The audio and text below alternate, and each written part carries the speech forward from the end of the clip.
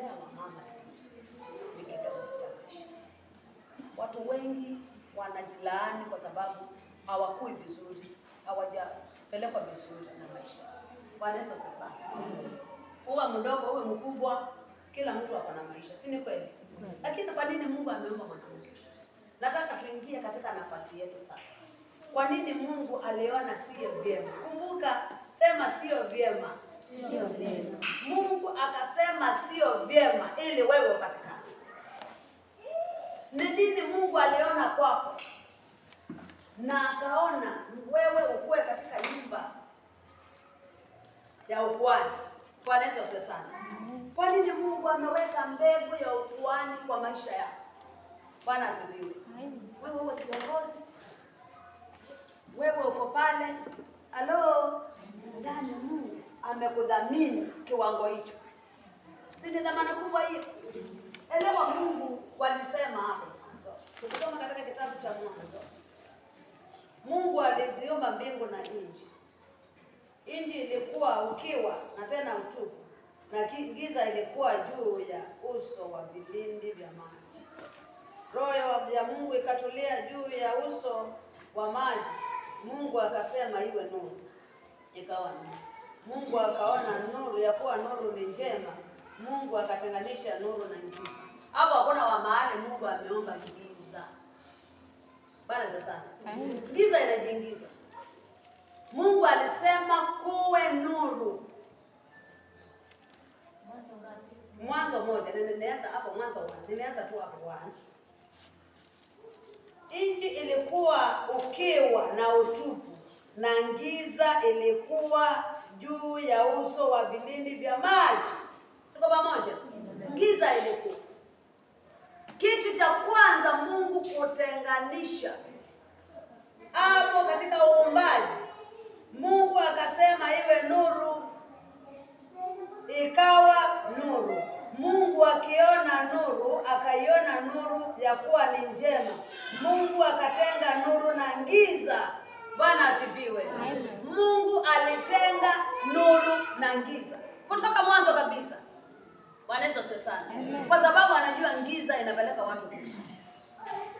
Na tukija hapa akiendelea katika uumbaji, katika mstari wa 26, Mungu anasema hivi. Mungu akasema, na tumfanye mtu kwa mfano wetu, kwa sura yetu. Kwa mfano wetu na kwa sura yetu. Wakatawale samaki wa baharini, ndege wa angani, wanyama wa nchi pia. Mstari wa 27. Mungu akaumba mtu kwa mfano wake. Kwa mfano wa Mungu akaumba mwanamke na mwanamke aliwaumba. Bwana asifiwe sana. Mungu akawabariki. Akasema zaeni mkaongezeke. Na Mungu akatupatia. Mungu akasema, tazama nimewapa kila mche utoao mbegu. Hiyo ni mstari wa 29. Najaribu kukimbia. Ulio juu ya uso wa nchi yote. Pia na kila mti ambao matunda yake yana mbegu, vitakuwa ndivyo vyakula vyenu. Haya ni mambo ya mwangaza. Bwana asifiwe. Haya ni mambo yana mwelekeo. Haya ni mambo ambayo ni ya kupendeza. Si Mungu ametoa giza. Alafu akasema, baada ya hapo tunaendelea. Mungu, mstari wa 31, Mungu akaona kila alichokifanya, na tazama ni chema sana. Ikawa jioni, ikawa asubuhi. Siku hiyo ilikuwa ni siku ya 6. Bwana asifiwe. Hivi katika maisha yetu kunakuwa haya mambo mawili. Tumetoka asubuhi sasa, tunaelekea jioni, si ndio? Tukitoka leo ni nini? Leo ni Saturday. Tunaanza asubuhi ya Jumapili. Inafika usiku ya Jumapili, tunaingia asubuhi ya Jumatatu. That is life. Mpaka mtu akufe. Bwana Yesu asifiwe sana. Mungu tangu pale alipoumba dunia, wakati akisema mtoto aingie kwa tumbo ya mwanamke, anadhamini mama Mungu, kwa sababu kuna kitu chema kilitoka kwa mama. Bwana asifiwe. Alipoona si vyema, akasema si vyema, kwa mfano wa huyo Mungu nitaumba mwanamke na mwanaume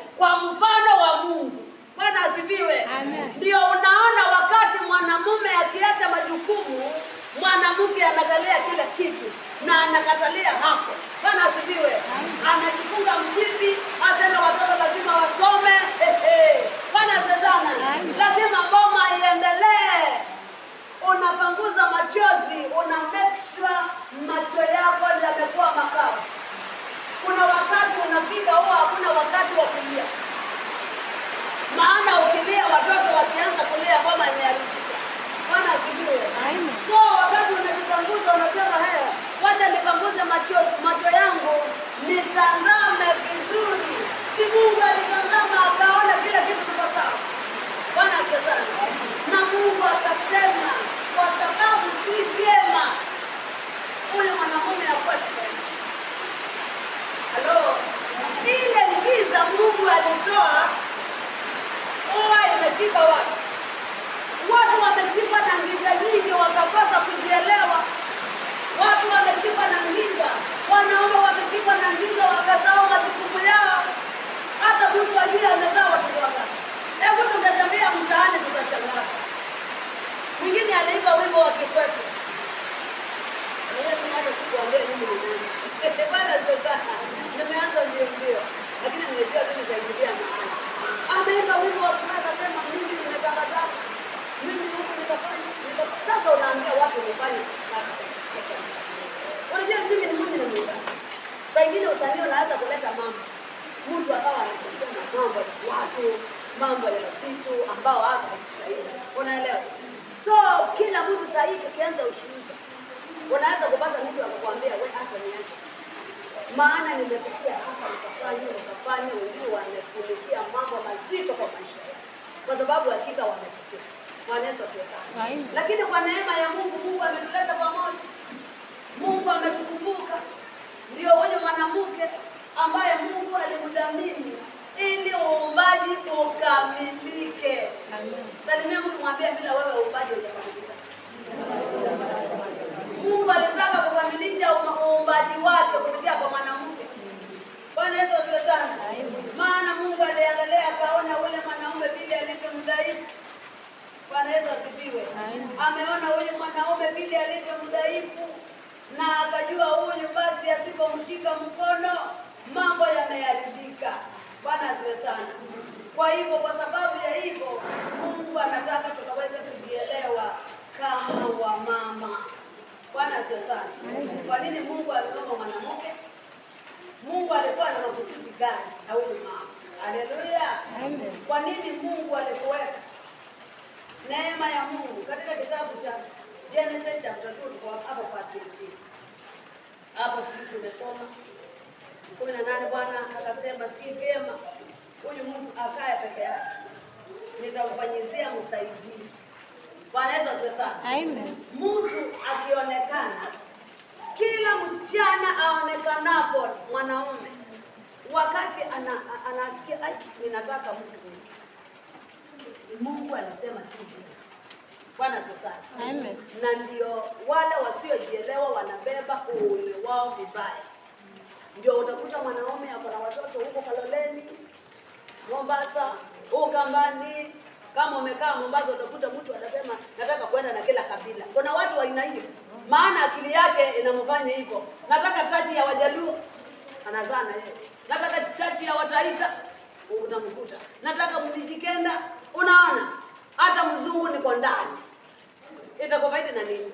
Solomoni alijaribu zote. Akasema hatimaye ni ubatili. Hatimaye ni ubatili. Bwana asifiwe sana. Kwa hivyo kama Solomoni alipitia na akawaambia, unataka kujaribu nini? Bwana Yesu asifiwe. Kwa nini sasa? Unajua Biblia ni kioo yetu. Unajiangalia kwa kioo, unasema hapana, hii si yangu. Bwana Yesu asifiwe sana. Kwa hivyo Mungu aliposema si vyema, wewe una udhamana wako kama mama. Bwana Yesu asifiwe sana. Udhamana wa mama popote pale ulipo. Usitupe ujasiri wako kwa ujinga wa dakika mbili. Bwana Yesu asifiwe sana. Kwa sababu Bwana amekasirika akakuita mjinga. Basi hauko. Yaani umeitwa mtu mjinga, umejisafanyia mahesabu vile wajinga wanafanana. Unaanza kufanya mahesabu. Mimi ni mjinga wa wajinga. Yaani mimi nitoka kwa. Yaani akukaliki kwa sababu ametamka tu. Na hata anaweza kuwa ametamka na akashika zake. Tuko pamoja? Lakini sasa wewe unafika atimjinga. Ukikuwa nguo atimjinga. Hata ukiwa chooni hiyo tu. Yaani utashinda na hiyo neno moja tu. ufanyi chochote na shetani naye anakutegea gora. Ndio maana ukaenda. Ndio maana hata na yeye hata labda nitakiti tu kama kukujia. Banaweza sasa. Nakumbuka Mungu alisema wewe ndiyo mwema kwa huyu. Na Mungu anataka kukutumia wewe mambo ya kuwe sawa. Banaweza sasa. Ndio unaona ninasemanga hivi. Mwanamke anaweza kuwa hapo hapa anapika, si ndio? Wakati unapika unasema news, wakati wa news umefika, nifungulie TV, si ndio? Na huko kuna chai unapika. Na mtoto ananyonya. Sana sasa. Chai mundiki, utasikia vile Kalonzo amesema, ni kweli ama si kweli? Na ukiulizwa hata huko hata utasikia majirani. Unaweza hata kusikia majirani wakirushana vijiko. Na ukiulizwa kila kitu utakisema vizuri sana. Na unanyonyesha na hakuna kitu kitaharibika. Bwana sana. Maana mwanamke amewekewa hizo waya. Kwa sababu wewe unaboresha mama. Bwana sana. Amen. Sisi tunaboresha mama. Ni Mungu ametupatia hivyo. Bwana sana. Kwa hivyo ndio naona ni rahisi sana. Biblia inasema mwanamke mwenye akili. Mke inasema mke mpumbavu ubomoa ngoma yake na mikono yake mwenyewe.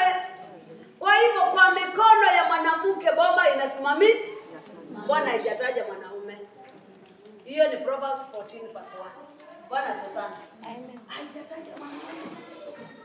Kwa sababu anajua mwanamke anaweza kutengeneza. Bwana sana. Mwanamke anaweza kukuboresha. Na Mungu ameweka wao ubora ndani ya maisha yako. Bwana Yesu asifiwe sana. Amen. Kwa hivyo ndio wakati unafika. Unasema Mungu mimi nimefika wakati wa ujinga kuisha. Bwana asifiwe. Inatakikana mwanamke ajielewe wakati wa ujinga sasa umefika mwisho. Na unaanza kutangazia ujinga wa maisha yako. Unaambia shetani umenifumbaza kwa muda mrefu. Bwana sasa.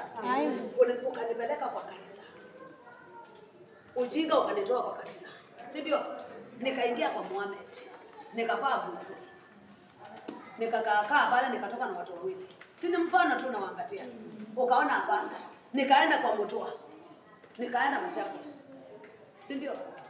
Pale nikaenda nikakorofishana na mamake vya nini bra nikatubu tena mimi ni huyu. Niko kwa kama. Tuko pamoja. Unamsomea shetani taarifa ya ujinga wako. Mwambie sasa inavyofika. Mwambie shetani nisikize.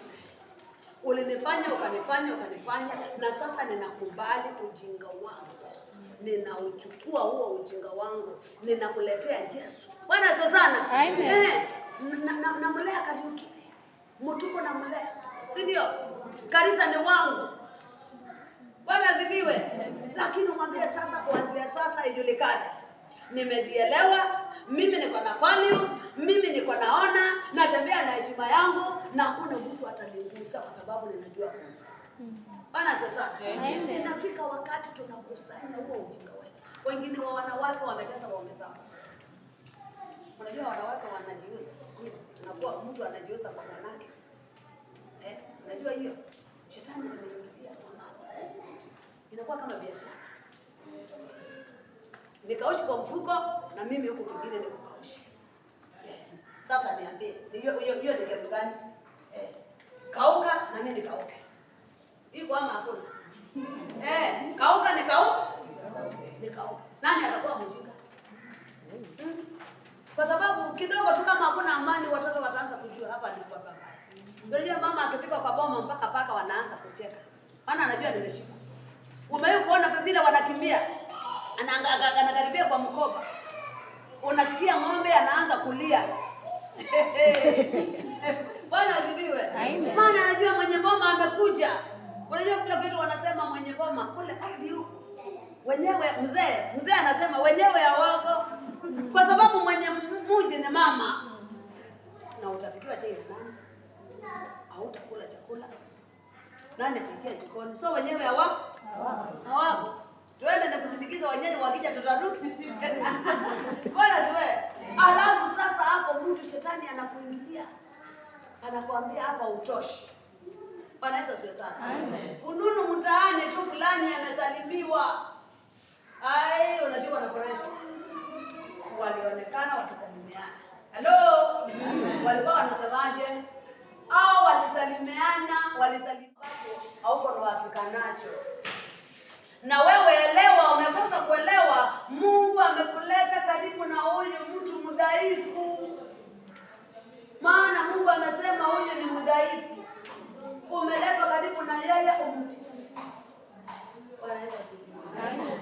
Alivyo na udhaifu wake, wewe ndiye. Na ukimuondokea, hata wewe unaona wanawake wengi wanabaki wanaume wanaenda. Tunaona kwa nini wanaume wanaenda mapema? Mwanaume anaweza kusumbuliwa na ndugu yake, na kwa sababu ya kukosa kujua vile wewe mwanamke unapaswa kupigana hii vita, ukamzika bwanako. Amepelekwa mbio na ndugu yake, ampatie amani, anampatia stress, anamwangaisha. Na wewe badala ya kumkaribia bwanako umregeshe, mpatie matumaini na amani, sasa basi kazi yao ni kukuua tu. Wamekuja tu ni kukumaliza. Walimaliza baba. Sasa wewe unafanya kazi gani sasa? Mlete karibu, mtie moyo. Mpatie matumaini, muondoe pressure na umwambie shetani, kwangu hakuna pressure. Ati vile nimeona huyu fulani alikula vibaya. Ingia kwa magoti tena asubuhi na uende na sadaka kama uko nayo. Unamwambia Mungu, mimi ndio nitafika kwa hiyo kesha. Na leo ninapigana na hilo ni pepo, ninajiida stress. Kwa nyumba yangu sitaki stress. Utaomba kesho kutwa huyu mtu apate kazi huko Marekani. Amen. Akuondokee tu. Ajalishi atakuondokeaje, lakini bora aondoke. Bwana Yesu asifiwe sana. Kwa sababu wewe ndio unaweka misingi, unasimama pale wima. Unasema amani ya baba yangu mimi nitaitunza. Bwana Yesu asifiwe sana. Unatoa mjinga unaweka mrefu. Unajenga baba yako. Bwana Yesu asifiwe sana. Kwa hivyo kuna mambo ambayo tunatakikana tujue kama kujenga bongo, kuleta amani nyumbani. Unaleta amani nyumbani kwa watoto wako. Unaleta amani kwa wanako. Ukiona nafasi, unatafuta nafasi kuleta amani mpaka kwa wazazi. Bwana asifiwe sana. Amen. Ukiwa umeokoka, wewe ndiye watchman wa Yesu kwa hiyo bongo. Bwana asifiwe sana. Unajua Mungu anakudhamini kwa mambo fulani. Bwana Yesu asifiwe sana. Kwa hivyo tuondoe ujinga kwa boma zetu. Kitu kingine kitatufanya tuondoe ujinga. Nimesema kuondoa ujinga kwanza, jambo la kwanza, unatumia hekima. Unatembea kama mama mwenye hekima. Bwana asifiwe sana. Hekima yako inajenga huyu baba. Tunza akili yake. Bwana asifiwe sana. Amen. Tunza mazingira. Mpe amani. Na ukimpa amani, hiyo amani itakurudia. Bwana asifiwe sana. Amen. Wakati unampatia amani, amani itakurudia. Bwana Yesu asifiwe sana. Amen. Unapompa amani, utampatia hekima ya kudini na watoto. Kuna watoto tuko nao lakini ni vitukutu. Watoto vikwazo. Watoto wajeuri. Bwana Yesu asifiwe sana. Amen. Unaweza kukuta uko na boma lakini mtoto ameiga tabia za babu wa babu. Anaweza kuwa hata sio damu ya hapo ulipo. Bwana asifiwe. Amen. Na kweli unamwambia Mungu, ujinga wangu nilipata, sisi tumesema unaweza kupata ukapata. Lakini sasa hapo Mungu ndio unisaidie. Maana huyu mtoto mpaka apeane heshima kwa hii boma. Na huyu mwanaume asifikirie huyu mtoto si wake alimuza. Tuko pamoja? Lazima usimame kwa nafasi kuhakikisha huyu bwana amepewa heshima inatakikana. Bwana Yesu asifiwe sana. Maana sasa ataanza kusema mamangu amekuonyesha madharau kwa sababu wewe si damu ya hii boma. Si kutakuwa na shida. So sasa unasimama wewe. Hata wakati kijana wako ameleta watoto ambao si wa boma, unasimama pale kama mama. Ongea na mke wako. Sitaki fujo kwa hii boma. Maana hao watoto ni watu wametoka boma nyingine. Sitaki fulani akae kana kwamba hao watoto si wake. Unasimama kama mama pale. Unaambia mkaza mwanao, make sure babake fulani nisiwahi kusikia akisema hao watoto si wake. Bwana Yesu asifiwe sana. Maana utamfundisha kuheshimika. Hawa watoto watamheshimu huyo. Si umekubali? Umenikubali nikiwa na watoto watatu. Unachukua watoto watatu pamoja na mimi kama mke wako. Na watoto watakuheshimu. Na uongee na watoto. Mwambie tafadhali. Siku moja isifikiri. Anaweza sio sana. Maana pia watoto wanaweza kuwa na vitu zao. Labda mzee anataka kutumia kitu kwa njia moja ama nyingine. Mtoto anasema wasema hivyo kwa sababu sio baba. Mimi kama ningekuwa baba. Unaona hizi vitu. Bora tu usisikie. Na umwambie ngoja nikusikie, tutaniambia. Kama wewe ni mwanaume usingeenda kwa babako. Ni kweli ama si kweli? Mpaka usimame kama mchungaji. Bwana sio sana. Kama mama mwenye boma. Simama wima, simama imara. Weka mambo sawa sawa. Bwana Yesu asifiwe. Ndio hata Yesu akija asikuache kando. Simama kama Esther. Napenda Esther. Unaona vile Esther alisimama? Alisema Edi nikufe. Lakini watu wangu wako. Kwa hivyo lazima tuweke ngea vizuri. Wale watoto wasiwe na nia ya kujua unataka kunitumia vibaya kwa sababu wewe sio babangu. Mtoto ajue wewe mama umeamini. Kwanza mtoto akuheshimu kama umeokoka. Kuna watu wengine wanajiweka vibaya kama hawajaokoka. Kuna watoto hata wanakataa kanisa kwa sababu hawajaona ushuhuda wa mama yao. Bwana sio sana. Kabisa hajaona. Mtoto anajua wewe uko na mume ambaye ni baba yake. Na huko bado unapigwa kifua wale wengine. Na sio kifua, unajua salamu ni salamu, si ndio? Lakini ni salamu na salamu. Hakuna kitu kina aibu kama mtoto wako kuona uchi wako. Ni kitu kibaya sana. Maana kama mtoto anajua wewe mwingine na una baba yake, sio yule mtoto atakudharau sana. Tuko pamoja ama tuko pamoja? Tutakuamini tunafundisha kwa watoto wetu. Kabisa. Unasikia mtoto akisema hapa kuna mtu anaingia. Mtoto anaambia babake. Aliona mtu. Kuna mtu anakuja. Alikujaje? Sio hivyo kubwa hiyo. Unasikia watoto wanatukana mama. Tuko pamoja ama tuko pamoja? Mpaka kama wamama tujikaze, tukae vizuri, na zaidi ya yote heshima ya Mungu itazidi kujenga kwetu. Tunaondoa nini? Tunaondoa ujinga, tunaweka heshima, na tunahakikisha mambo ni mazuri. Bwana Yesu asifiwe. Na utakuta tunaendelea katika hali. Ndio wakati unamwambia mtoto sitaki tabia. Niliona Grace. Ananiambia wewe ni Wanjiku. Unaniletea nani katikati yao wawili? Bwana asifiwe. Wewe si umekuja kwangu. Wewe jana last month niliona picha na niambia huyo ndiye utaoa. Na sasa huyo ni mwingine. Utatoa wapi? Wakati mwingine hata sisi ndio tunachangia watoto wetu kwenda vibaya. Tuko pamoja? Kwa hivyo nawe utamrekebisha kama nawe umekaa vizuri. Bwana Yesu asifiwe sana. Ndio hata Yesu pia ataweza kupata utukufu. Wasichana mambikira walienda wapi? Mambikira wasichana wao. Sisi wenyewe tunaombea wasichana mtoto anaoleka, si ndio kanisani? Tunaombea kale kasichana kanaoleka. Na anakaa mpaka wanaanza kupata mtoto. Na katoto kakizaliwa wewe ndio unakapokea kanisani. Ni kweli ama si kweli? Ukishampokea yule mtoto kanisani unatakikana umlee. Halo? Mlee tu vile unaweza. Lakini unajua wengine wanaharibika tu, amezaliwa, mamake amezaliwa ukiona, ameharibika ukiona. Tunampatia Mungu nini? Hebu tuwasimamishe hapa sasa wasichana wetu. Wengine wamekuwa vimama kitambo, ana watoto wadogo. Lakini pale unaona vile wanaruka wakichezea Mungu. Lakini tunajua wameharibika. Sasa sisi tunampelekea Yesu nini? Kwani sisi tu ndio tunaharibu tu. Wanaharibika mbele yetu. Hata kama amekataa, anaweza kuwa labda kule hana ushauri mzuri. Wewe neno lako la kumtunza iwe ndani yake. Anasema mama mchungaji, kiongozi wangu, mwalimu wangu wa Sunday school, mwalimu wangu wa kwaya, hapendi hii tabia. Bwana asifiwe. Mwacha mtoto akiharibika, aharibike akijua wewe mama mchungaji hapendi kuona hiyo takataka tabia za fulana wasichana. Atunasikia wewe utakuwa mkaza mwanangu. Si tumezoea kusema hivyo. Wewe ni mke wa sijui mtoto wangu, wewe ni mke wa mwanangu. Hizo tabia zinachangia pia watoto kuwa washerati. Si hata wazazi wangu, hata mamako si anajua wewe ni mke wangu. Ukuta watoto washajuana tayari. Maana sisi wazazi ndio tulizianza. Nasema mkaza mwanangu. Hata si ataolewa. Tuko pamoja ama tuko pamoja? Kwa hivyo Mungu atusaidie tunapoendelea kumpenda Mungu.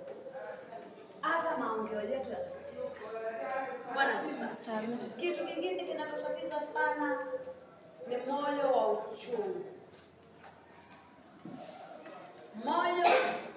Moyo ulio na uchungu unafanya hasira kubwa.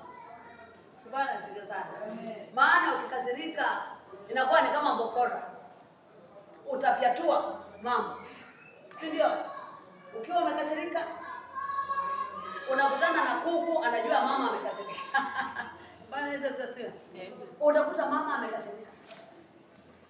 Kila mtu atajua kumeharibika kwa sababu kuna kitu ambacho akiendelei vizuri. Bwana Yesu asifiwe sana. Kwa hivyo tuondoe uchungu katika maisha yetu. Tumalize uchungu kabisa. Bwana Yesu asifiwe sana. Amen. Ulimi wetu utumike kwa kubariki. Biblia inatuambia tutumie ulimi kama chombo cha baraka. Bwana asifiwe. Tutumie ulimi kama chombo cha baraka, tutafute amani popote pale tulipo. Twende katika kitabu cha Wagalatia 5. Wagalatia 5 hapo 19. Mbapale tunaambiwa jinsi tunastahili kukaa. Kuna matunda ambayo yanafaa. Wagalatia 5. Kuna vitu vinatakikana vitofautishwe. Maana asifiwe sana. Vitu vinatakikana vitofautishwe.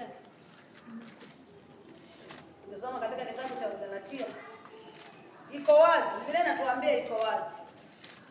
Iko wazi kuongozwa na Roho. Tunaambiwa mkiongozwa na Roho hamko chini ya sheria.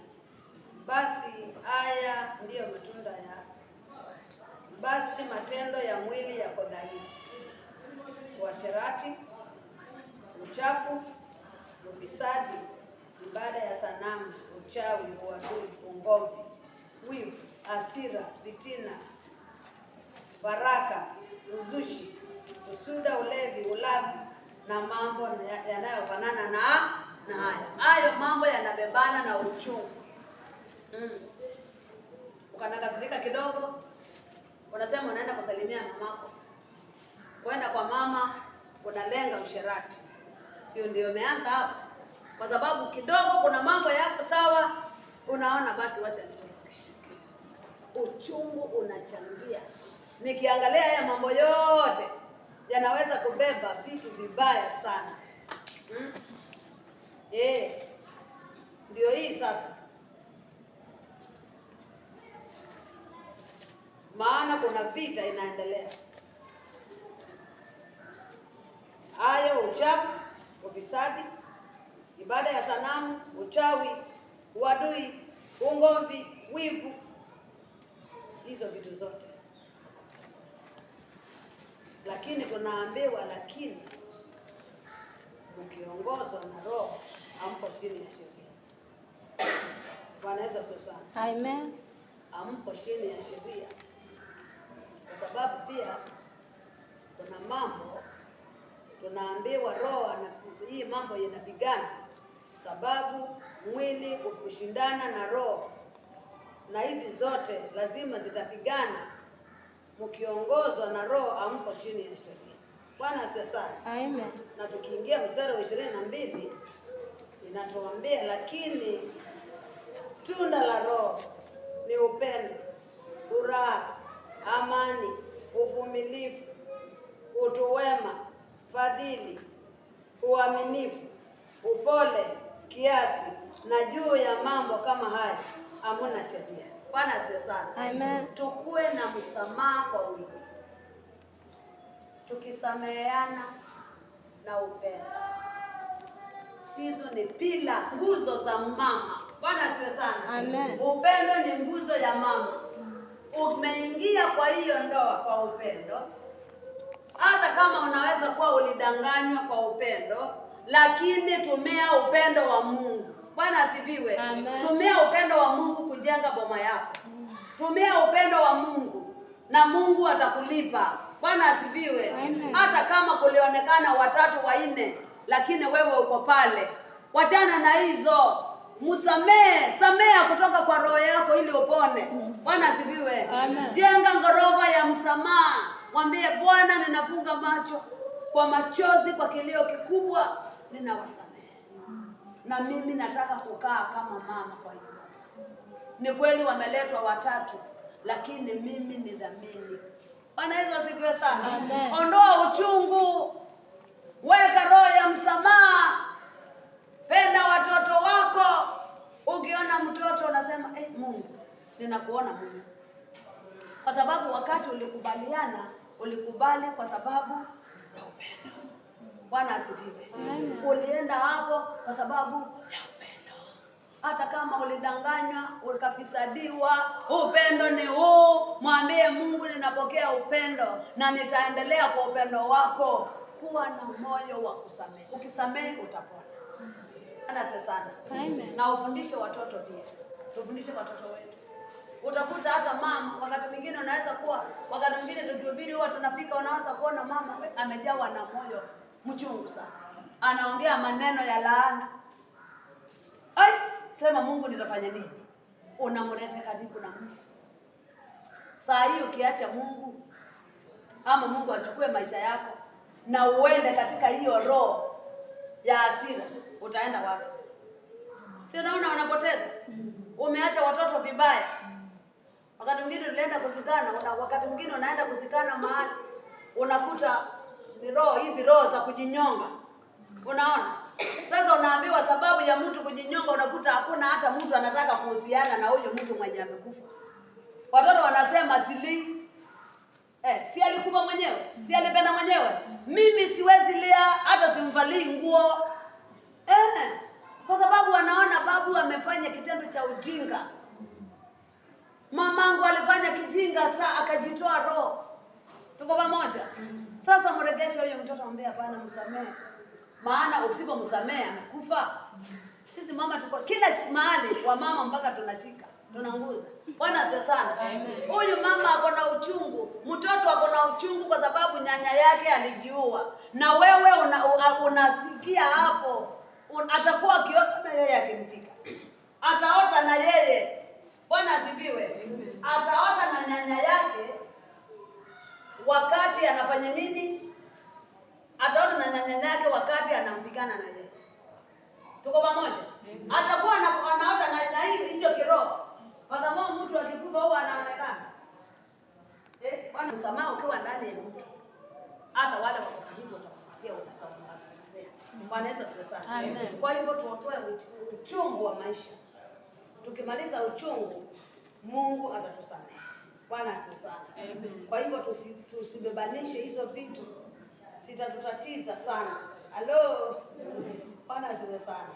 Kitu ambacho pia kitatutetea ingine, wakati mumeanza ndoa, kuna mambo labda uliahidiwa, kuna kudanganywa kwingi, na sasa baada ya kujua hivyo nimesema turekebishe. Si ndio? Yaani achilia tu. Elewa tu. Tuko pamoja? Na uanze kujenga kule kulikuwa kuelewa. Hekima ya Mungu kwa kila hatua. Bwana asifiwe sana. Tumia hekima ya Mungu katika hatua zako, tumia hekima. Ninasema hekima, sisemi pesa. Bwana asifiwe. Maana pesa ni chanzo cha kila uovu. Tamaa ya pesa. Si ni kweli? Tamaa ya pesa ni chanzo cha kila uovu. Utakuta mama anasema hujanipeleka saluni. Kwa sababu sijaenda saluni, usione urembo wangu. Bwana asifiwe. Hivyo ndio tunafanya. Utakuta mama amesema anaiweka masharti. Na wakati unaweka masharti, shetani anakuja kujenga kwako. Bwana asifiwe sana. Amen. Wakati tunaweka masharti kwa maisha yetu, wakati tunawekea maisha yetu masharti, shetani anatuingilia na anatutumia vibaya na anaharibu mambo kwa sababu anataka atukuzwe. Haleluya. Amen. So sisi Mungu akuwe mchungaji wetu. Na Mungu Bwana akiwa mchungaji wetu hatutapungukiwa na kitu. Hiyo ni Zaburi 23. Tuhakikishe Bwana ni mchungaji wetu ambaye amfundisha mikono yetu kupigana vita. Bwana asifiwe. Daudi akasema Psalms 144. Anasemaje? Anasema ninamshukuru Mungu ambaye amenifundisha vita. Mikono yangu inajua kupigana. Bwana asifiwe. Anasema namshukuru Mungu ambaye amefundisha mikono yangu vita. Najua kupigana. Niko hapa sasa 144. Anasema na ahimidiwe Bwana mwamba wangu, anifundishaye mikono yangu vita, vidole vyangu kupigana. Bwana asifiwe. Amen. Mama anapaswa kuwa anapigana vita. Kama ni vita unakuwa ngangari hapo. Kama ni vita imetokea upande wa mzee, unajua vile kuko, si ndio? Kama ni watoto wanaingiliwa na vita, kama ni watu wa boma, kama kazini, kama ni wapi, mbora tu mikono yako inajua kupigana. Anaposema kupigana vita, ni vita vya aina nyingi. Bwana Yesu asifiwe. Unapigana vita vya kijana ambaye anataka mtoto wako, na unajua huyu mtoto wako hawezi kuoleka huyu kijana hawezi kukaa na mtoto wangu, na unaweza kuwa umeona hiyo siri. Hata mtoto hajakwambia, si tunaonanga mbali. Halo. Sasa unapigana vita, unamwambia shetani hapana. Kile mtoto wangu ameona kwa huyu kijana kitoke sasa. Bwana Yesu asifiwe sana. Mpaka tujifundishe kupigana ili tukaweze kukomboa watu wetu. Halo. Maana Mungu aliposema si vyema, alijua ni wewe unaweza kumtetea. Kwa hivyo anasema ahimidiwe Bwana ambaye amenifundisha mikono yangu vita na vidole vyangu kupigana. Bwana asifiwe sana. Kwa hivyo mpaka tujue kupigana na tuweke pesa mahali pake, maana pesa huisha. Bwana asifiwe. Pesa huisha. Na kama unaringa kwa sababu ya umbo fulani, hata umbo pia huisha. Umbo huisha, sura ubadilika. Kuna wenye wanapenda slim. Alipenda slim au kujua wakati utabeba mtoto mtumbo itakuwa shape itaisha. Bwana asifiwe. Huko usikubali mtu anakudanganya kwa shape. Ati kwa sababu ya umbo fulani. Umbo ubadilika. Wakubwa wanaweza kuwa wembamba ama wembamba wakawa wakubwa. Usikubali kudanganya. Niwaambia usinidanganye ndugu yangu. Nitakapobadilika kesho utaenda na mimi. Si ni kweli? Kwa sababu utaenda kutafuta silimu. Hata sisi wenyewe mama ni kocha. Bwana asifiwe. Mama ni kocha. Una coach kila direction. Unahakikisha kila kitu kiko sawa. Hata kanisani tunalikana tukae vizuri.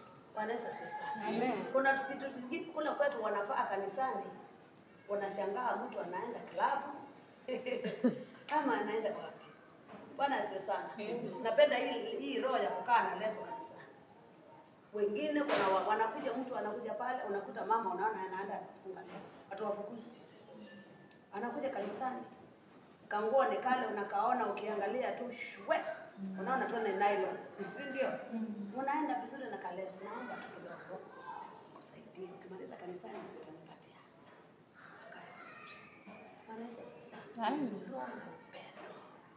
Tuwafute wakuje tu. Unaenda usifikirie kama yule mwanamke aliona Daudi akicheza. Unaona? Mwanamke aliona Daudi akicheza, akafikiria anamchezea yeye, ndani anaona mtafuta. Unajua ile kuna ile roho, yule Daudi alichezea Mungu. Bwana asifiwe. Alirukaruka kwa sababu ya furaha ya Mungu, kwa sababu Daudi alikuwa worshiper. So wakati alirukaruka akichezea Mungu wake, mke wake akamchungulia. Unataka kuonyesha wasichana Bwana asifiwe. Unataka wasichana wanakuonaje? Daudi akakasirika. Maana hakuwa huko. Halo. Hakuwa huko, yeye anamchezea Mungu. Kwa hivyo usione msichana anakuja pale uone kama amekujia Bwana asifiwe. Amen. Usione msichana anaingilia pale, anakuja na machozi kwa mchungaji. Mtunze, mfunike kama mtoto wako. Amen. Bwana Yesu asifiwe. Amen. Unaweza kumuona huyu mtoto mbaya kwa mtaa au mrekebishi, na huyu mtoto akakuja kufa na mtoto wako. Tuko pamoja? Huyu mtoto mrekebishe tu, kama Mungu ndio anawaambia lazima mama tujawe na upendo na msamaha. Upendo, msamaha. Bwana sana. Amen. Maana ukibeba na upendo na msamaha unasahau haraka. Hautakuwa na stress, pressure haikupati. Bwana asifiwe. Kwa sababu huyu mtoto asiyeleleka vizuri, labda hata amejilea mwenyewe, ameleleka mtaani, anakaa vile anaona kunaendwa, ama maybe akachagua mwenyewe na maisha yake yakawa hivyo, lakini akiwa na mtu wa kumwambia msichana ni mtu wa kujirudisha, anajua kujirudisha. Hatuwezi kuja kanisani hivi, anaelewa vile watu wanakuja kanisani, na kama ni wa kurekebisha utashangaa. Bwana sio sana.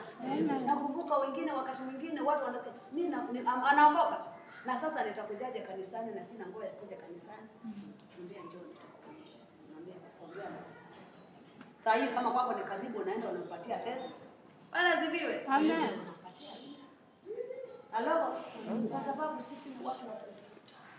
Tunaleta na Mungu anatudhamini. Bwana asiwe sana. Amen. Hata ukiangalia huduma ya Yesu, wengi walikuwa ni wanawake. Wanawake ndio wamekuwa wakifanya kazi. Bwana asiwe sana. Amen. Lazima tudhaminike. Haleluya. Amen. Kwa hivyo tukidhaminika, utakuta mambo ni mazuri sana. Kwa hivyo tutunze ngoma zetu na tusipatie watu wa nje nafasi ya kutuharibia ngoma. Bwana sasa. Usifungulie watu wa nje mlango. Usiwape mlango waharibu watoto wako. Halo? Usiwape mlango wa kuharibie vijana. Usiwape mlango waingilie bwanako. Kaa na hekima na uelewa huyu mtu anania gani. Bwana Yesu asifiwe. Maana kwa sababu ya kukosa kuwa mwangalifu, wengi wanakuta kitambo ukuduke, mtoto tayari ako na mimba. Na alianzishwa hapo. Bwana asifiwe. Amen. Ndio saa nyingine unashangaa, anakuuliza na ulikuwa wapi? Ulikuwa wapi? Nikifika hapo nimefika. Unaona? Maana ameenda mbali. Uliona tu kila siku nikitoka ninarudi saa mbaya na kudanganya, nimekuwa sijui nachukua vitabu, na unajua nilikudanganya. Mbona hukuchukua tu kuniuliza zaidi? Sasa hiyo unaniuliza kwa sababu kumeharibika. Mtoto anakuambia nimefika kiwango ambacho siwezi kurudi nyuma. Unasikiaje kama mzazi? Siku tumetendewa mama ama tujatendewa? Mtoto anakuambia hapo mama nimefika. Siwezi kurudi. Utanisamehe. Na anakuonyesha mgongo. Bwana Yesu asifiwe. Kwa hivyo hakuna hasara kuja kulala kwa madhabahu. Mwambie Mungu leo niko pale kwa ajili ya Stella. Niko pale kwa ajili ya Musa. Bwana Yesu asifiwe. Amen. Kwa sababu wakati ulikuwa umeacha boma yako, wakati ulitoka kwa nyumba yako ukaenda hospitali kulilia peke yako. Bwana Yesu asifiwe. Hata huyo bwana hapo karibu. Hata ukutaka kumuona kwanza. Kwa sababu ya ile ngoma iko pale. Ni kweli ama si kweli? Kama uniendea hiyo ngoma na Mungu akakupatia kiumbe, unapaswa kukaa hata siku 3 kumwambia shetani toka kwa mtoto wangu. Bwana Yesu asifiwe sana. Na hapo ndio shetani anatuchezea. Anajua the process you went. Wengine walipoteza kazi wakati ulikuwa na mimba ya mtoto fulani. Wengine ukaachana na bwana babake mtoto kwa sababu hutaki kumuona tu hivi tu kishetani tu cha chuki. Hii mimba imekataa baba. Wale wanaamini hivyo, si ndio? Watu wanasema mimba fulani, hii mimba imekataa huyu mzee kabisa. Na nikawa baba na yeye. Hello. Unajua unaweza kwa au hata ume wakoka. Lakini mtu ameokoka huwezi kumwambia mtoto mimba inakataa baba. Mwambie hapana. Weka msamaha na upendo. Bwana Yesu asifiwe sana. Utamtunza. Akikwambia mimba inakataa mzee, mwambie hapana. Hiyo ni wale hawajaokoka. Lakini wakati ule unakumbuka, tulitengana karibu mwaka mzima. Alafu saa hiyo naachia mtoto hivi hivi tu aende na jirani. Bwana Yesu asifiwe. Itakuwa ni makosa ama si makosa? Kwa hivyo mpaka wamama tujikaze. Tujue Mungu ametupatia nafasi ya kujenga, nafasi ya kurekebisha, nafasi ya kuleta pamoja. Mtoto awezi kuongeleshana na baba yake na wewe uko hapo. Mwambie wewe ni mtoto wangu na huyu ni babako. Lazima msikizane. Bwana asifiwe. Muongeleshe mtoto. Kuna wakati unafika uwezi kufanya chochote bila huyo mume. Bwana Yesu asifiwe sana. Amen. Kwa hivyo ambia Mungu akupatie lugha. Nipe lugha ya mwanangu. Nipe lugha ambaye anaweza kunisikiza. Bwana asifiwe. Na unipe upendo. Kwanza mtoto akiona anapendwa atakuja. Bwana Yesu asifiwe sana. Tumwambie Mungu atupatie upendo. Maana watoto wetu watu wa kifulana wametolewa, wameibwa. Utakuta mtoto wako wa kifulana amechukuliwa na mtu mzee kwa hata kuliko babake. Amechukuliwa na mama kuliko mkubwa kuliko wewe. Na uweze kumtoa hapo. Bwana Yesu asifiwe sana. Amen. That's why Mungu amekupatia kukaa na mtoto kwa sababu ya kujionyesha. Zile siku za kwanza za maisha yake. Ili mtoto ukimfuta karibu na wewe utakuwa unaweza kumwambia tafadhali usifanye. Bwana Yesu asifiwe sana. Kwa hivyo mpaka sasa sisi tumwambie Mungu atusamehe sana. Kwa sababu ya kuachilia boma zetu. Kuachilia hata kazi ya mikono yetu. Kuachilia huduma. Unashangaa hata wengine kutoa sadaka ni shida kanisani. Maana hata upendo wa Mungu umepotea. Ni kweli ama si kweli? Unachukulia shilingi 100 unaifanyia mahesabu. Kitambo fanya mahesabu kati ya Mungu hata kama ninaikata katikati. 50 ni ya Mungu. Bwana asifiwe. Niende nikule na chumvi lakini ya Mungu yani wewe wakati unampenda Mungu. Bwana asifiwe. Na utashangaa utaweza umesema ni 50 na unaenda unakuta kwanza kuna mchango ulikuwa umesahau. Unapeana yote. Ufike nyumbani ukakosa chakula. Bwana Yesu asifiwe sana. Wakati tunaanza kudili na kushika na wakati unajitoa kwa ajili ya nafsi. Mungu atachukua hatua tofauti sana na maisha yako. Bwana Yesu asifiwe sana. Maana Mungu aliona mwanamume hata toboa. Unajua ninaongea collective. Unaweza kuwa uko hapa tunaongea wewe ni mjane. Lakini nafasi yako kama mama haiwezi kubadilika kwa sababu Bwana amekufa. Bwana Yesu asifiwe. Nafasi yako kama mama haitabadilika kwa sababu bwanako alienda kushikana na Akinyi. Bado utakuwa wewe ni mama na Mungu anakutambua kama mama. Bwana asifiwe. Hata kama wamekuja Kamau na wengine wakamchukua, unakuta nyuma yako kumeolewa wengine. Lakini Mungu anakudhamini. Ama labda wewe ni moja katika wale uliwekwa katikati. Lakini umemjua Yesu. Mwambie Yesu mimi ninadhibika na ujinga wangu na sasa mimi nitakuwa tofauti. Bwana asifiwe sana. Unaanza mahali ulipo na Mungu anakuona kama mtoto wake.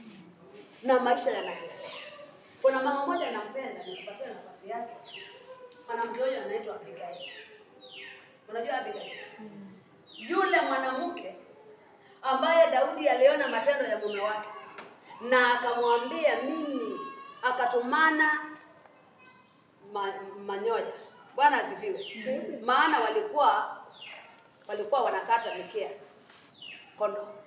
Na kwa sababu walikuwa msituni Daudi akatumana. Na yule mtu alivyokuwa mjinga, Biblia inasema Nabali alikuwa jina lake linamaanisha mjinga. Akamwambia Daudi, watumishi wakasema tulitumwa na Daudi. Wakauliza nani huyo anaitwa? Mwana wa Yese ni nani? Mimi simtambui na simuoni. Bwana asifiwe. Simjui huyo. Nendeni mumwambie simjui, na mwanaume akaingia akalewa kwa sababu alikuwa na pesa.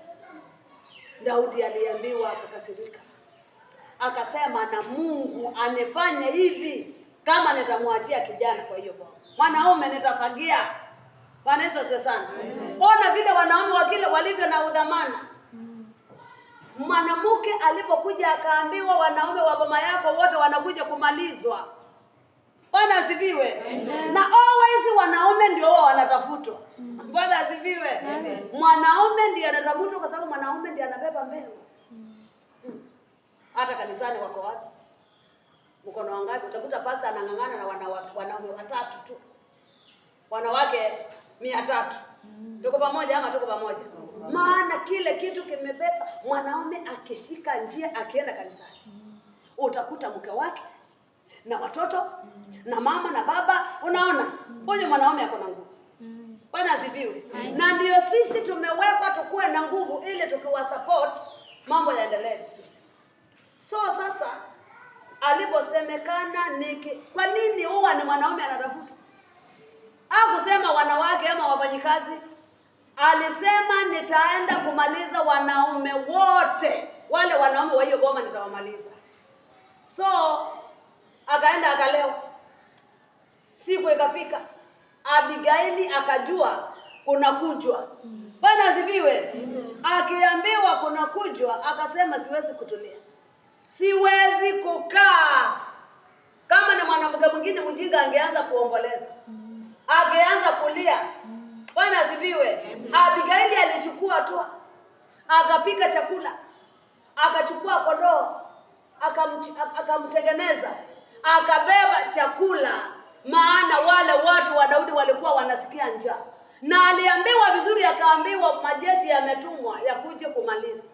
Bwana Yesu asifiwe sana. Lakini mwanamke huyu hakuogopa. Mungu anapenda mashujaa. Bwana Yesu asifiwe sana. So mwanamke akaenda apambane na hiyo roho ya kifo ambayo ilikuwa imepigiwa ripoti kwamba inaletwa kwake. So akakutana na Daudi. Mama akanyenyekea. Akaomba msamaha kwa ajili ya bwanake. Akamwambia vile alivyo na bali bwanangu ndio jina lake lilivyo ndivyo vile alivyo. Kwa hivyo naomba utusamehe. Usifanye uovu usitajwe na maovu ya uuaji. Huyo ni mama mwenye akili. Mama ndio amepewa roho ya kunyenyekea. Bwana asifiwe. Kwa hivyo nikikutana na mama mwenye ana roho ya jiwe, unamhurumia sana. Bwana Yesu asifiwe sana. Utaki kurudi nyuma. Bwana Yesu asifiwe. So Daudi akaona ile roho ya unyenyekevu vile yule mwanamke alikuja. Akasema na ni kweli umeniweza. Ambia mtu dawa ya mume ni mwanamke. Dawa ya mume ni mwanamke. Kabisa. Maana wakati mwanamke akinyenyekea, mwanaume hana story. Amsumbuani. Bwana asifiwe. Utajua unyenyekevu kwa bwanako, uende unyenyekee hata kwa mzee. Haona kweli. Sasa mimi nitafanya nini? Hata akitaka kupunish your husband, wewe unamshinda mume.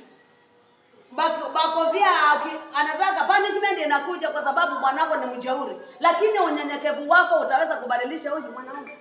Aseme sasa huyu nikimpiga huyu sasa hii kilio huyu mama hata ndia. Tuko pamoja? Kwa hivyo tuwe Yesu atudhamini kama watoto wake. Bwana Yesu asifiwe sana. Yesu atuone. Tunapenda mambo ya kuwe mazuri kwa sababu ya kutangaza, kuweka manukato katika maisha ya Ukristo wetu. Bwana Yesu asifiwe sana. So Abigaili alipoenda ikakwisha hivyo.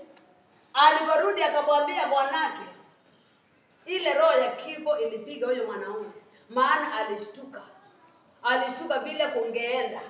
Akajua vile Daudi alivyo. Aliposhtuka akakauka akakufa.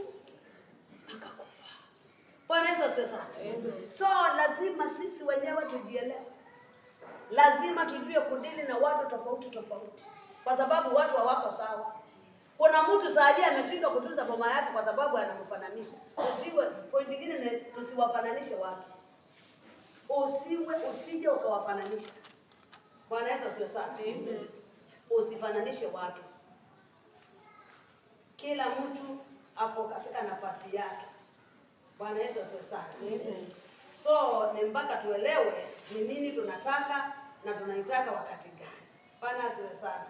Kwa hivyo kuwa mke wa kutofautisha mambo. Kwa sababu watu hawako sawa. Ulivyo wewe kwa mtu huyu usikue hivyo kwa mtu mwingine. Mambo ni tofauti. Bwana Yesu asifiwe sana. Maana kwa mfano mke wa mchungaji hawezi kufananishwa na mke wa gavana. Are we together? Mahitaji ya gavana ni mahitaji tofauti na mahitaji ya mchungaji. Mahitaji ya askari ni tofauti na mahitaji ya mtu anafanya kazi kwa shamba. Bwana Yesu asifiwe sana. Kwa hivyo ndio maana uwezi watoto wanasema usijikopizie. Bwana asifiwe sana. Usijikopizie useme nitafanya kama huyu. Huenda ndugu yako ni mwalimu. Mke wa ndugu yako ni mwalimu. Na anapeleka bwanake kama mwalimu, vile mwalimu anapenda. Halo? Vile mwalimu anapenda. Utakuta watu, Mungu atusaidie. Bwana asifiwe sana.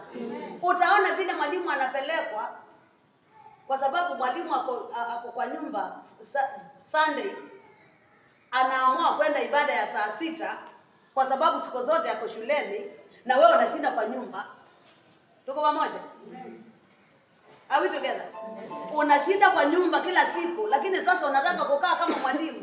Sababu ya mwalimu kwenda ibada saa 6 ni kwa sababu wana nafasi yao ni hiyo Jumapili. Bwana Yesu asifiwe sana. Lakini wao wanakaa kwa nyumba kila siku. Mwingine ni bwanake ni watchman.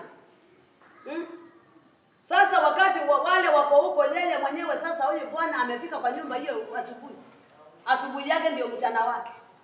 Hapo ndio watu wanatofautia. Kwa hivyo mpaka utumie akili. Ujue kudili na huyu mtu tofauti na huyu mtu maana tofauti. Bwana asifiwe sana. Maana watu hawako sawa. Halo? Unaweza kuwa ulijaliwa kukaa katika ndoa kwa mtu fulani na sasa umebadilika kwa mtu mwingine. Usianze kuwalinganisha. They can never be the same. Ni wewe utumie akili, ujue huyu mtu anatakaje na maisha yake yalikuwa nini na ana nini. Watu wako na akili tofauti. Bwana asifiwe. Kuna mtu unaweza kumfanyia hii na mwingine hata kwake sio hivyo. Kwa hivyo ndio Mungu ametupatia vitu fulani sisi kama wamama, ili tujue vile tutafanya na tuelewe tutaelekea wapi ili tukaweze kutunza mama. Bwana Yesu asifiwe sana. Kwa hivyo kila kitu kinahitajika kwa wakati tofauti na mpaka tuweke mipaka. Bwana asifiwe sana. Mpaka tuweke mipaka ili tukaweze kufanya mambo vile inatakikana. Bwana asifiwe sana. Kwa hivyo ni Mungu atusaidie tukaweze kutafuta hiyo amani na tutembee kwa heshima. Bwana asifiwe sana. Tutembee kwa heshima na tukomae kwa maneno. Biblia inasema mtu yule amebarikiwa yule mtu asiyekwenda katika shauri la wasio. Usikubali kwenda, maana wakati utafika mambo ya kuwa mazito, umwambie shetani si kuenda kwako. Bwana asifiwe sana. Kuna wakati utafika usimame, umwambie mimi si kwenda kule. Mlipokuwa mnatembea masengenyo si kwenda. Bwana Yesu asifiwe sana. Maana tunasema nimebarikiwa kwa sababu gani? Nimebarikiwa kwa sababu amebarikiwa asiye kwenda kwa shauri la wasio wake. Si kusimama kwa wenye mzaa. Si kuketi barazani pa. Bwana asifiwe sana. So mimi kabisa hapo sipatikani, na unajua hiyo kitu kwa utajua mpaka ujue maandiko ndio ujue utaombaje. Bwana asifiwe sana. Ndio unaona Mungu anatudhamini kwa kutoa machozi. Hebu angalia kitabu cha Yeremia 9 mstari wa 17. Yeremia 9:17 inatuambia hivi. Inatuambia Bwana anawatafuta. Hiyo ninaipenda, ninahitaji sana kwa sababu najua ni nguzo ya mama. Bwana anawatafuta. Bwana wa majeshi asema hivi, tafuteni, fikirini, mtafuta wanawake waombolezao ili waje mkatume na kuwaita wanawake wenye ustadi. Bwana sasa. Sema mimi ni mwanamke mwenye stadi. Mimi ni mwanamke mwenye stadi. Mungu akikuona kwa hiyo Mungu akikuona kwa hiyo kanisa, wakati mchawi anakuja kufanya mambo yake, anakukuta ukiomba. Bwana asifiwe. Hata ingine unakemea na hata kumbe ushamalizana na yeye. Bwana Yesu asifiwe. Maana wakikosa kazi wanakuja kutafuta customer makanisani. Waseme maombi yamemshindia huyu, ameshindwa na kuomba. Wacha na sisi tumpate kwa hiyo njia nyingine. Bwana Yesu asifiwe. Mungu anasema tafuteni wanawake wenye ustadi na wafanye haraka kutuombolezea, ili macho yetu yachuruzike machozi na kope zetu zibubujike maji. Maana sauti ya maombolezo imesikika kutoka Sayuni, jinsi tulivyotoweka, tulivyofadhaika sana, kwa sababu tumeacha nchi na kuwa wameangusha makao yetu. Lakini lisikieni neno la Bwana, enyi wanawake. Na unasikia? Inasema sikieni neno la Bwana, enyi wanawake, mkawafundishe binti zenu kuomboleza na kila mtu jirani yake kulia. Bwana asifiwe sana. Kwa sababu gani? Mauti imepanda madirishani mwetu, imeingia majumbani mwetu, ipate kuwatilia mbali watoto walio nje na vijana katika njia kuu. Bwana Yesu asifiwe sana. Sikizeni enyi wanawake. Halo. Biblia inasema iteni wanawake, tuitane kila mtu na jirani yake, na tufundishe mabinti zetu kulia. Bwana asifiwe. Ili kule wanapoenda nako wasababishe huyu Mungu wetu aonekane huko. Maana usipolilia kwa Mungu, pale nje utapasuka. Bwana asifiwe. Kwa hivyo kusanya machozi, leta kwa Mungu. Ukikusanya machozi, unapoleta machozi yako kwa Mungu, kule nje utakuwa umekanuka kabisa, utakuwa mkakamavu. Bwana sana. Utaangalia mambo wakilia, utawaambia Yesu anasema siwezi kulia. Utasema hii si njia yangu. Utasema siwezi kuabudu vinyango, kwa sababu umelia kanisani. Pale nje utakuwa na machozi. Utasimama wakilia, uwaambie na hii si tabia ya wamama wa Kalenda. Bwana asifiwe sana. Kwa hivyo tukaribie kwa Mungu. Tunaambiwa sikizeni, nisikilizeni enyi wanawake. Bwana asifiwe. Nisikizeni enyi wanawake. Kwa sababu tunasikia kifo kimeingia katika madirisha yetu. Watu wameangamia. Tunasherehekea. Kuna hii ilitendeka. Bwana Yesu asifiwe sana. Tuko na viwete wengi kwa sababu ya kukosa kurekebishwa. Tumelea walemavu. Tuko na wao makanisani, tuko na wao nyumbani. Bwana Yesu asifiwe sana. Wako mwingine anasema ninaenda kuleta msaada, anakuletea vitu hata havina jina. Bwana Yesu asifiwe sana. Na neno tu ungesema, na neno likafanya nini? Nikaneno tu kama ungetamka. So tusiassume. Siku hizi kuna mitandao, kuna vitu vinashika watoto, kuna vitu vinaharibu watu. Ukikosa kumwambia atajiangalilia. Mwambie mapema akae akijua ni mbaya. Bwana asifiwe. Mwambie mapema akae akijua. Sisi siku zetu tulikuwa tujui mambo, wanajua huko. Saa nyingine unaona hata unashangaa watoto wanasema nini. Na tuache maneno ya matani na maneno ya matani kusukumia mtoto wako kwa uovu, tuachane naye. Bwana asifiwe sana. Wacha Bwana atudhamini kama wanawake. Anatuita, anatuambia niitieni hao wanawake wenye ustadi. Bwana asifiwe. Bwana anatuita sisi, na wale wakubwa tuongee na wale wadogo, tuwaambie kama umeoleka usiuzie bwanako. Kuna shida. Bwana asifiwe. Kwa sababu hajaleta chakula. Wewe ndio unatakikana uombe wakati naenda kukula chakula. Bwana asifiwe. Unatakikana umtie moyo. Anakuja nyumbani hana. Ukatamkatakata. Kama hivyo mkaucha. Sasa unamkausha mpeleka. Unamsitaka kumzika. Ni kweli? Wewe ndio utaumia.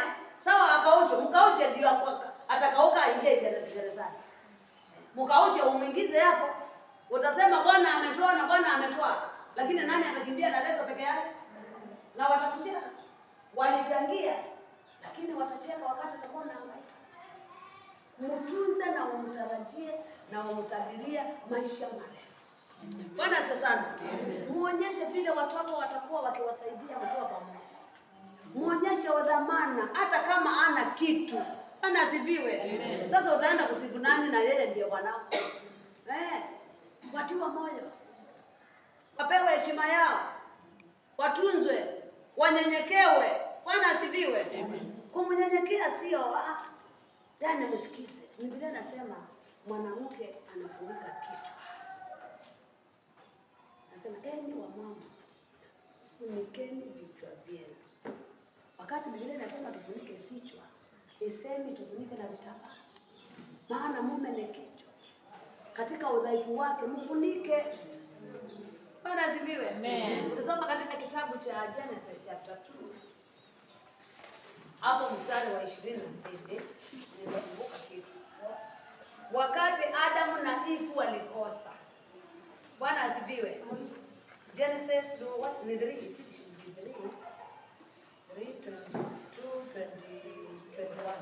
Genesis 3:21.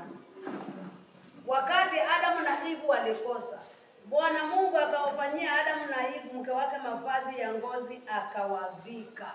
Wakati Adamu na Eve walikula tunda ya Mungu aliwaambia wasikule, na Mungu akawaleta katika koti, si ndio? Katika kesi. Nyoka akapewa yake, mama akapewa yake, Bwana akapewa yake.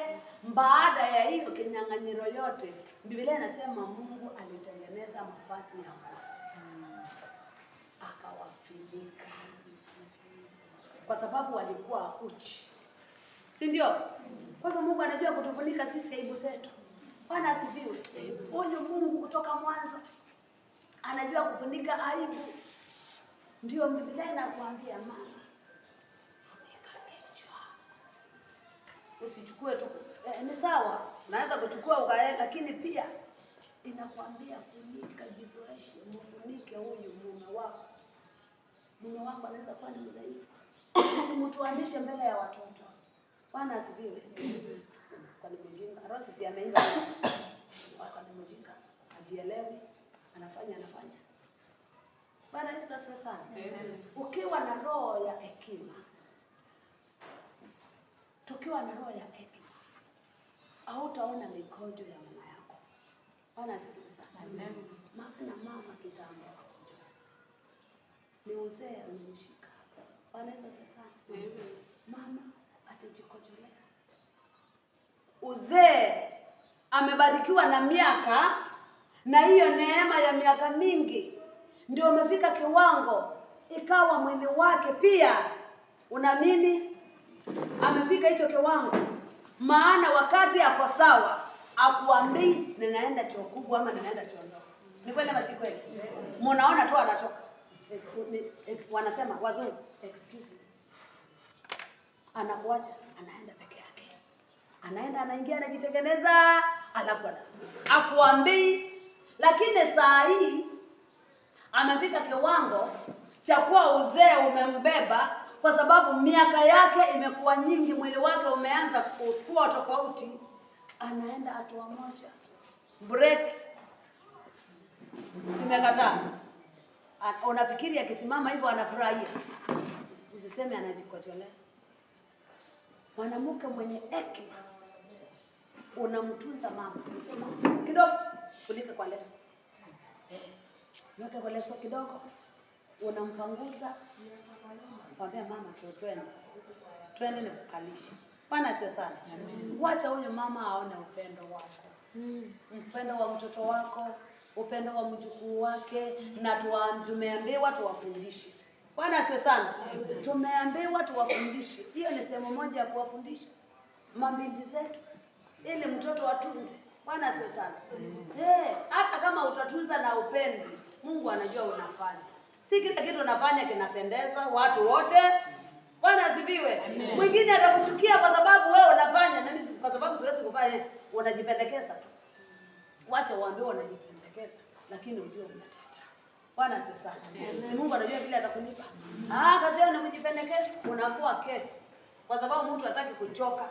lakini wewe mwenyewe fanya pati yako, na ile nyingine Mungu anajua nini atafanya. Bwana asifiwe sana.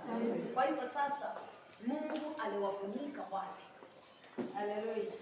Na kama Mungu aliwafunika, hata sisi pia anafunika kwa mapito yetu. Bwana Yesu asifiwe sana. Kwa hivyo nataka tusimame sasa na miguu yetu. Mwambie Mungu, mimi nataka kusimama, na wakati wa kuchukua hatua, na wakati wa kupenda Mungu zaidi. Mwambie Mungu, sasa ninataka kusonga. Unaazimia kusonga kutoka mahali ulipo kama kiongozi, kutunza, kulea. Ana asifiwe. Kulea vyema. Mwambie sasa, mimi sitalea vibaya tena. Si kila mtu anajijua. Maana kuna kiwango ambacho Mungu anatudhamini kama watoto wake. Wakati Mungu alisema si vyema, alikudhamini wewe, akakuweka kuwa mwanamke. Hiyo juzi yako na jana yako wachana nazo. Unaweza kuwa kule nyumba kuna machozi ulipitia, lakini kuanzia sasa Yesu anakushika mkono kama mtoto wake na anakuambia nitaenda na wewe. Bwana asifiwe. Kwa hivyo nataka ujikaze kama wakati daktari anakuambia push. Unajua kabila pale apatanga mpaka makofi kutandikwa, si ndio? Unalia bila kuambiwa ulie. Ni kweli ama si kweli? Unalia bila kuchapwa. Sasa ya kiroho ndio inakuwa hivyo sasa. Kwa hivyo mpaka sasa tujikaze kiroho sasa. Mwambie siwezi kuumia kule, na sasa hapa nikapata zero kwa Mungu. Bwana asifiwe sana. Kwa hivyo mpaka tuwe radical. Tukanyange katika nafasi zetu. Mwambie Mungu, ninapatikana.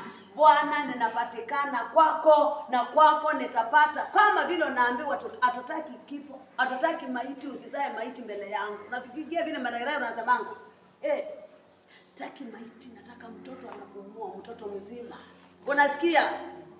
Kama wanatuthreaten na mtoto ni wako, naye sasa tunakuja kuthreaten kanisani. Kivipi?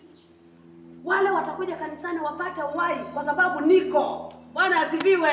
Wanakuja kanisani wapate uhai kwa sababu mimi ni kiongozi na ninalea, na mimi wakati nitakuwa nikienda, nyuma yangu kuna watu watasema mamake fulani ndiye aliniokoa.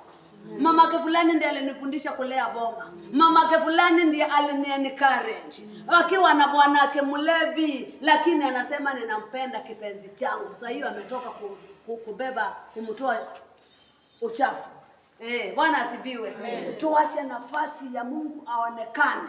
Yesu akikuona hivyo anasema ni binti yangu. Bwana asifiwe sana. Kwa hivyo sasa tuingie katika kipindi cha kumwambia Mungu, ninakuhitaji. Mungu, ninakuhitaji. Ninakuhitaji kwa maisha yako. Siri ama chozi haya ni wewe wajua. Siri ama chozi haya ni wewe wajua. Siri ama chozi haya, machozi ya moyo wako Bwana anayajua.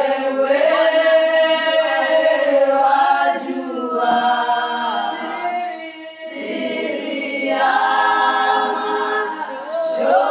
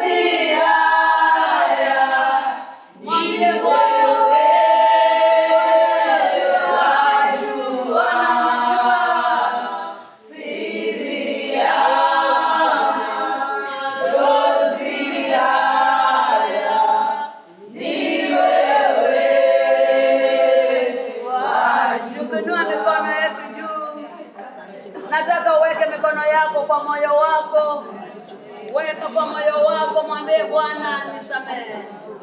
Mwambie Yesu anitakase. Mwambie Bwana akuregeshe katika nafasi ya kwanza. Mwambie Bwana akufundishe upendo. Bwana tufundishe mahusiano. Bwana tuelimishe kwa neema yako. Yesu tusamehe ujinga wetu, mikono yetu. Nimetumia mikono yangu kubomoa, nimebomoa sana. Bwana nitumie kwa kuregesha, nitumie kwa kujenga sasa, kwa sababu umenikumbuka. Nikumbuke Bwana, nitetee